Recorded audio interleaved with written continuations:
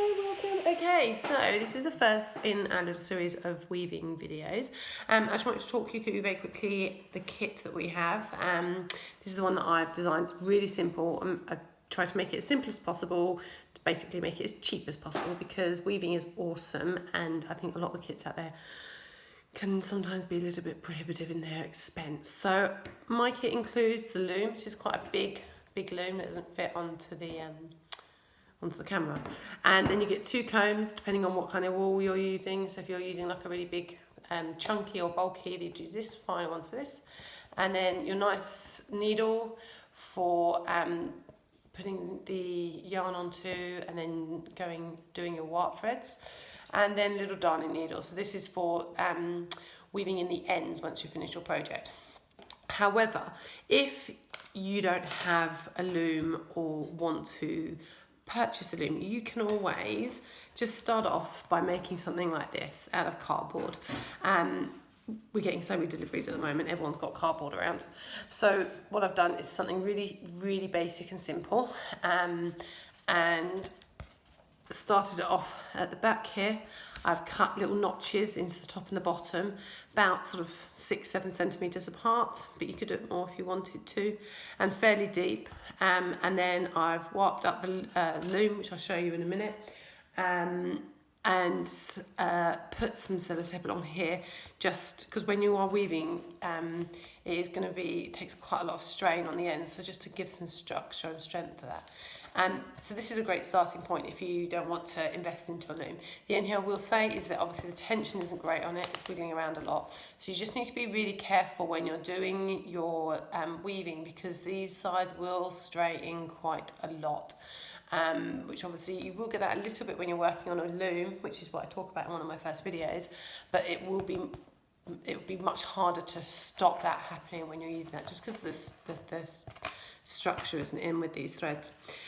So if you are using a looming kit, I just wanted to talk you through about how you do something called warping the loom. So you can start off like here, and what we do is we get some thread. From a thread perspective, this is macrame cord for a loom. If you haven't got that, you want something fairly thin, really strong, so definitely a cotton. There's loads of different ways that you can start it off. How I start it off is just by tying one of these onto one of these teeth here, and then just double knotting it. So I'm wrapping myself around a camera, and it's a really tricky angle. I need to get sorted on videoing.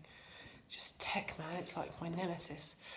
And then what you're going to do is you're going to take this, let's make sure you can see me, sort of up to your first tooth area.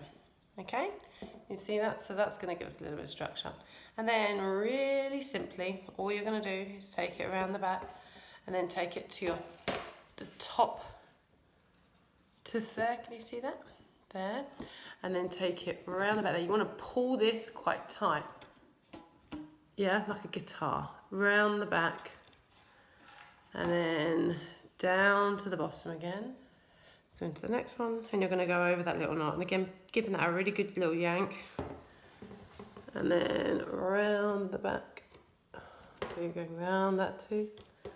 And then down. And you're going to do that for as long as you, I should be going into that one, shouldn't I? Give it a little yank, go around the back, and then taking it, yours will be a lot less cat-handed than mine, to the top tooth and around the back.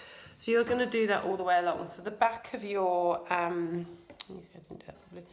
You can give that a tap. So the back of it will look a little bit like this. So you've just wrapped it around those teeth, and the same at the top. Just turn it over. Just wrap it around the teeth, and if they're at the top here when you've finished it, you can just twist it round. I've done another one just to give you a quick idea, and when you get to the end, so you see I've done quite a lot along here. You want these to I always have these an even number. In my first video I do talk about this is creating a really cool wall hanging. If you wanted to create something smaller, or it could be like a dinner placemat, you could always just sort of warp your loom to this, then that to sort of this density, and that would be, you could create a friendship bracelet or something like that, which is always quite nice. So I'm just going to finish this one off, and then I'm just going to show you around the back and to the top, and then to the base.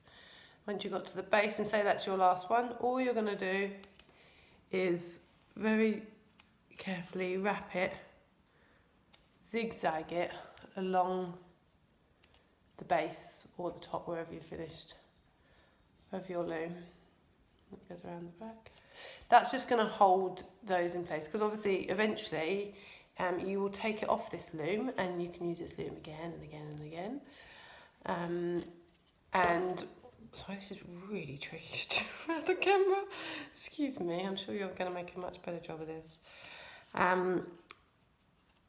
You will cut all of these and cut the ones at the top and thread a wall hanger onto it. So a stick, a copper pipe. I've used really old knitting needles that I don't use anymore. But you know, like if we're all getting out for one walk a day, if we're lucky enough to be able to get into some woods, finding a really cool little stick. If you live near the sea, oh my God, if you live near the sea and you find any driftwood sticks, you are one lucky beast. So yeah, so that's how you finish it. And you don't need to go all the way along.